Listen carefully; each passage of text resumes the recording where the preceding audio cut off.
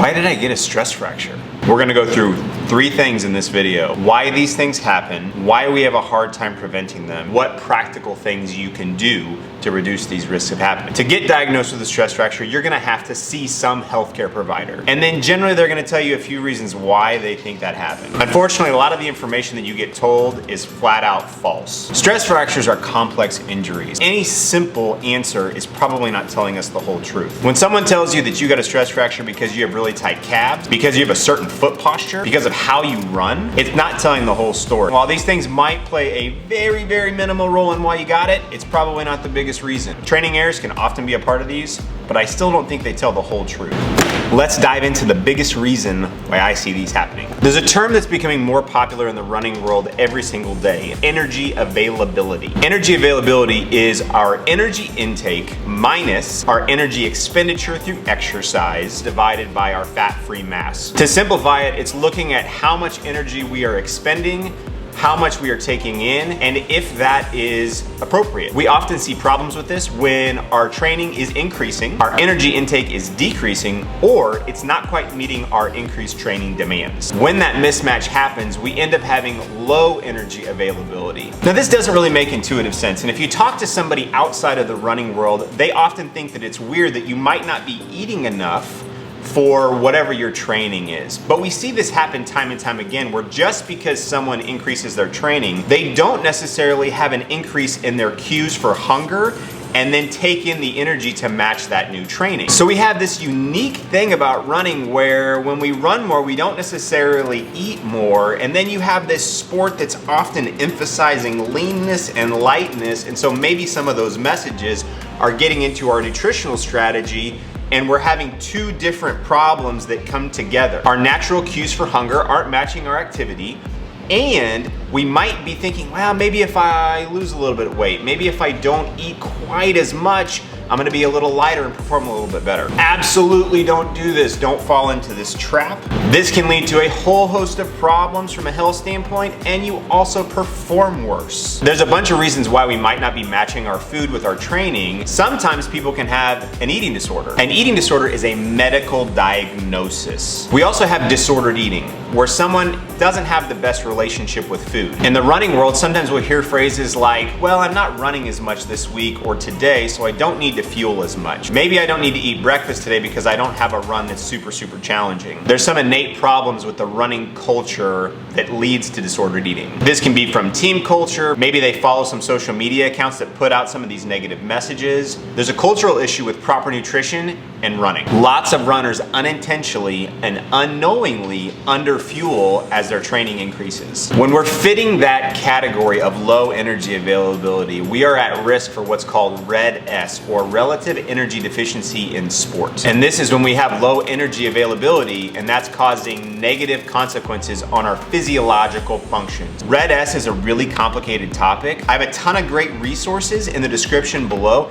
and I would definitely check out this book by Rebecca McConville. Even though there are great books and research articles and practitioners that do great things with RED-S, it's still something that is not getting to the wide public or even the medical community. The female athlete triad, which is now broadened to the athlete triad, encompassing both males and females, is a presentation where we have low energy availability, decrease in our bone health, and decreases in our hormone functions. This is a small component of RED-S, but is one of the things that we see the most often with runners. Even though this is a common problem, less than 50% of doctors, physical therapists, coaches, and athletic trainers are able to identify these 3 different categories. That's not good. We see that disordered eating or eating disorders occur in 0 to 19% of males and 6 to 45% of females. All athletes that have been diagnosed with a stress fracture or a bone stress injury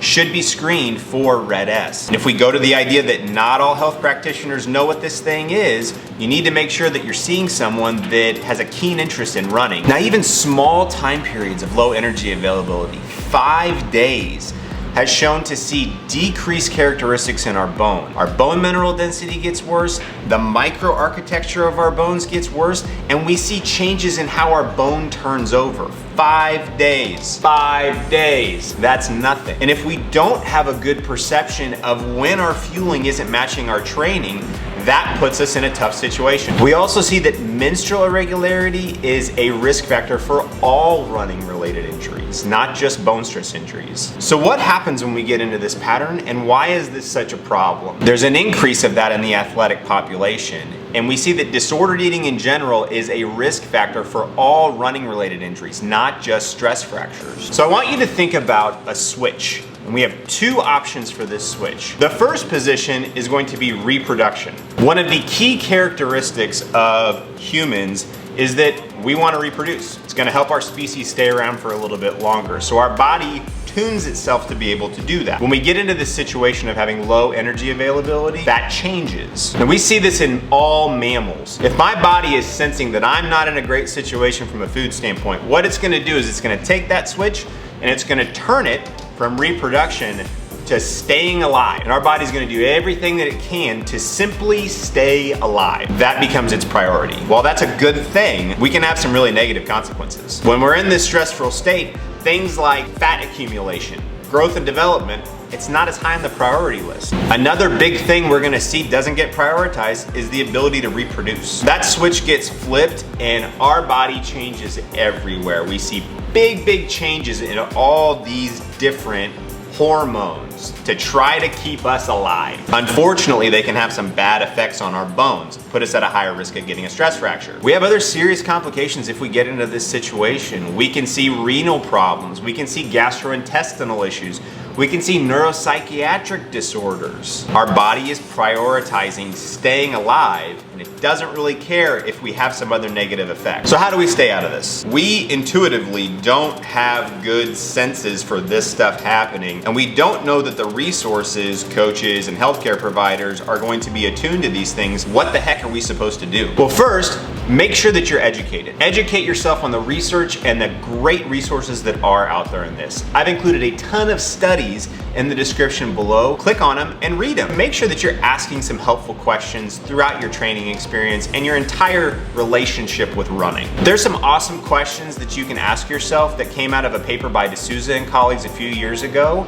Here are some of them that I think will be helpful. You can go ahead and screenshot this now. And lastly, connect with a skilled dietitian that works with this stuff. I want you to prioritize learning about nutrition. I want that to be a skill in your arsenal. I want you to know what you need to be doing in the off season, how that changes throughout the season, and how to identify some subtle cues that your body might be telling you that you might not be matching the demands you're placing on it. Running is a tough sport. Injuries are gonna happen. There's a ton of great information that can help us navigate this sport so we're staying healthy and achieving our goals and really decreasing our risk of getting hurt. I hope you found this video helpful. Make sure to like, subscribe, comment with any questions below, and have a great rest of your day.